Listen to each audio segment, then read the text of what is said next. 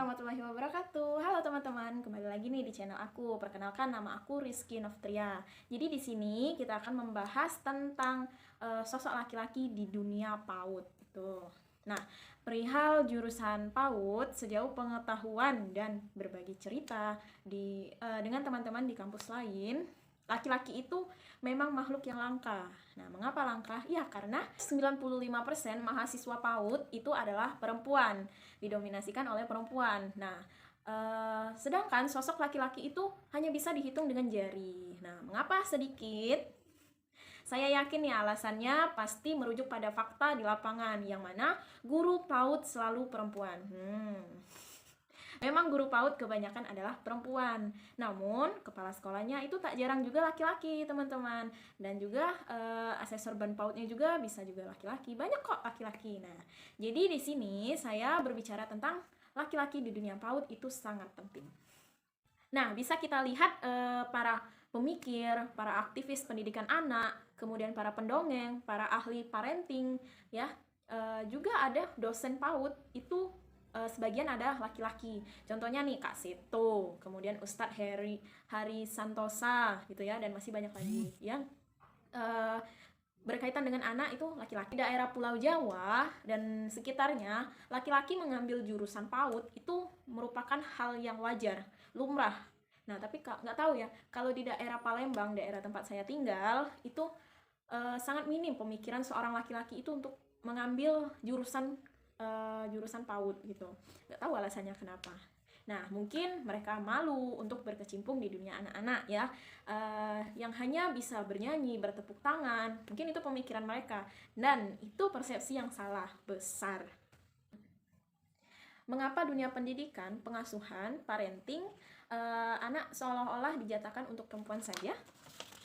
Nah, mungkin bisa jadi dibentuk oleh pandangan umum masyarakat, bahwa urusan asuh mengasuh itu adalah urusan kaum hawa. Laki-laki ya berurusan dengan urusan jantan, yaitu cari nafkah, kemudian kerja sampai larut malam, kemudian banting tulang. Nah, pandangan umum kemudian mengerucut pada persepsi dalam memilih jurusan kuliah dan bidang kerja. Nah, para mahasiswa itu lebih tertarik untuk masuk ke jurusan yang lebih umum. Nah, tak spesifik ke suatu gender tertentu gitu. Kemudian ini tak salah, anggapan bahwa laki-laki tak pantas mendalami ranah pendidikan anak adalah sebenar-benarnya salah. Nah, anak-anak sejatinya memerlukan pengembangan fitrah seksualitas, baik laki-laki maupun perempuan. Anak perlu ditanamkan sifat feminim dan maskulin. Nah, keduanya ini tak mungkin dipenuhi sekaligus oleh salah satu laki-laki ataupun salah satu dari perempuan begitu. Perempuan berperan mengembangkan sisi feminim, sedangkan laki-laki mengenalkan sosok maskulin gitu. Maka seharusnya laki-laki dalam dunia PAUD adalah kewajaran menurut saya. Kemudian sebuah pemenuhan terhadap kebutuhan pengembangan fitrah anak. Nah, bukankah anak perlu contoh akan sosok seorang laki-laki? Anak perempuan perlu melihat contoh bagaimana sosok seorang laki-laki yang baik. Anak laki-laki pun perlu teladan bagaimana menjadi seorang pria yang idaman gitu. Saya pernah mendengar Ustadz Hari Santosa pernah menulis anak laki-laki akan kehilangan sosok maskulin dalam pengembangan fitrahnya, rentan terjebak kepada ranah LGBT. Nah, kurangnya penanaman sifat maskulin pada anak laki-laki itu juga akan berakibat hilangnya peluang untuk mengembangkan sikap berani, percaya diri, dan ego. Nah, sedangkan anak perempuan yang tumbuh tanpa peran maksimal seorang laki-laki yang ideal akan mencari sosok ideal itu di luar. Nah, bagaimana bila ternyata anak perempuan tersebut itu jatuh kepada pelukan laki-laki yang tak jelas. Nah, bayangkan bila insan pria yang menguasai ilmu pendidikan anak usia dini tentu setidaknya dapat mengedukasi para orang tua tentang pentingnya peran laki-laki dalam pengasuhan anak.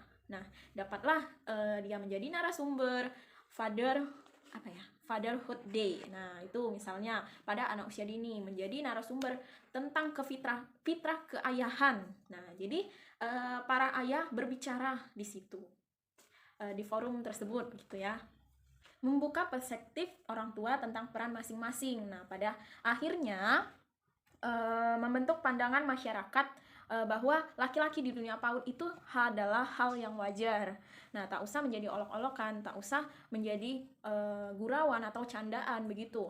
Nah, jangan-jangan bisa dikatakan nih, jangan-jangan yang mengolok-olok laki-laki masuk ke dunia PAUD itu malah tidak tahu apa-apa tentang anak usia dini. Nah, kemudian menjadi guru PAUD tentu adalah salah satu dari sekian banyak pilihan profesi yang dapat ditekuni bermodalkan pengetahuan dan keterampilan mendidik anak. Nah, laki-laki yang kuliah mengambil jurusan PAUD, pada saat lulus dia tidak semestinya akan menjadi guru PAUD. Dia bisa melanjutkan S2, kuliah PAUD gitu. Dengan begitu dia akan menjadi seorang dosen, asesor ban PAUD gitu ya, peneliti, kemudian bisa menjadi pemerhati anak, bisa menjadi aktivis anak, pendidikan anak gitu ya.